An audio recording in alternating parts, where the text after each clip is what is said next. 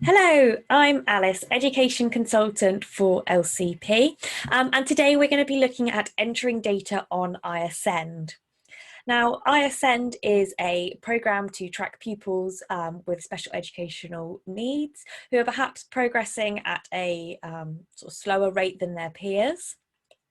Now, with iASEND, it is designed to be a piece of assessment that is done regularly because this is to capture that progress and also to capture the depth of how much they've learned. So not just new learning, but also how much have they learned and grasped and understood of that particular area. So let's go to enter assessments.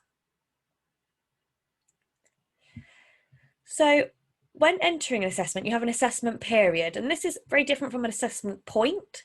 An assessment point would be you would just put that data in, yeah, that's what they were at this moment in time. The assessment period is designed to be done regularly.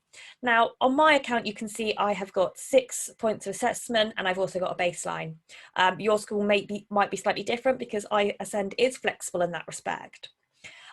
We do recommend having 6 points because that reflects the half term, so that way you can then see half termly progress. Basically, the more periods you've got, the more points that you can see in terms of progress. So let's choose assessment point 1. Now, assessment point 1 would be the beginning of September all the way through to October half term. And I would constantly be filling in that data constantly within assessment point 1. I then select the subject. You'll notice that every subject's on there apart from PE. There is also the extra of the personal and social development. You don't have to assess every subject, and if you do want subjects removed, that is an option. You can just contact us at support@lcp.co.uk. Equally, you can just leave them blank. So I'm going to choose the subject of English. Now, I'm going to talk you through, you can see here that you've got the A statements. The A statements are separate from the, for example, comprehension and word reading. The reason that is because the A statements are for children who are on a similar level to what would be classed as the old P1 to 4. This means that they're not in subject-specific study. So let's go to A curriculum first. I then select my child, so it's going to bring up with Alex. Now, as you can see, I have got the statements down the side, and this goes progressively from easier to harder. You'll also notice that the statements are I can statements, so I can stop crying in response to physical contact or a familiar voice.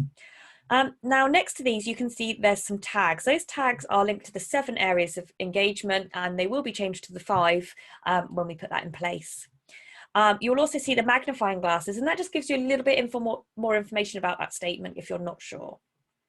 Now, you then can assess in sort of 2 ways. Some schools assess every part, so you've got the not met, which is not observed, shallow, observed in 1 lesson, emerging in 2, developing in most lessons, observed in a range of contexts, functional in all contexts, and not applicable.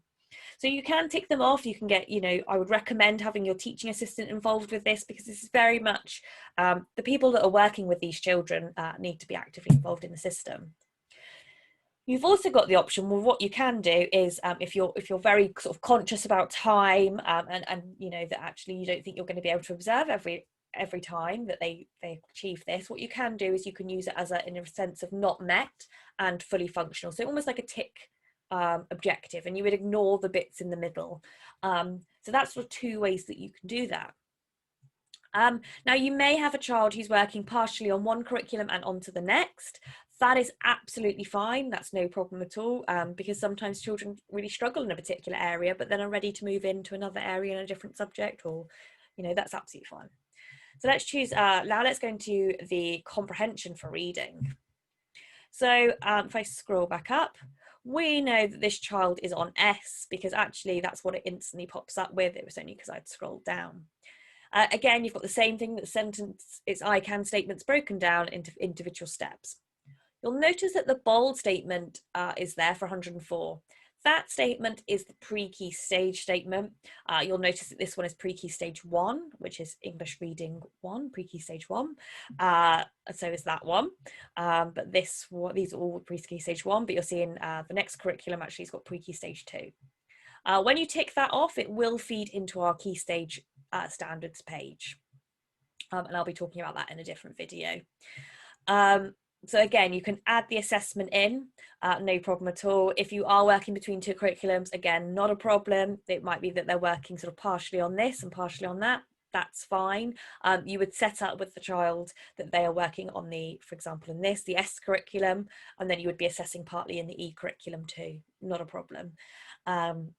You can have a child who has a spiky profile too, that's no problem. They don't have to have got all the way to functional before moving on to the new learning. It's working what's best for your child. Now, after October, because obviously I've mentioned this would be September to October half term, after October half term, I would need to change the assessment period to assessment point 2. So that way I know that all of the assessment was from beginning of September to October half term. At the end of October, that is the data. And then assessment point 2, I would start then assessing. When I do change it to assessment point 2, if I scroll up, then I go to change it to assessment point 2. The assessment will be identical from the assessment point 1. So you're not having to start from scratch again. It's very much building that picture and getting an understanding of the child. So that is everything about entering data. The last thing I will want to mention about that is you have also got this filters button at the top. So if you are wanting to filter the children by class, by a particular area of learning, you have got these options up here. The dark blue ones are ones that come sort of standard on your account, and the red ones are ones that will come through making filters. Oh, and I forgot to mention, if you are assessing several children, perhaps they worked in a group and they've all achieved the same thing, if you make sure that you click on the square, you can assess several children at the same time. You can't just click their name, you do need to click on the square. So just to make you aware of that. Thank you ever so much for joining. If you do have any questions in light of this this webinar, please pop us an email at support@lcp.co.uk. Thank you ever so much. Bye-bye.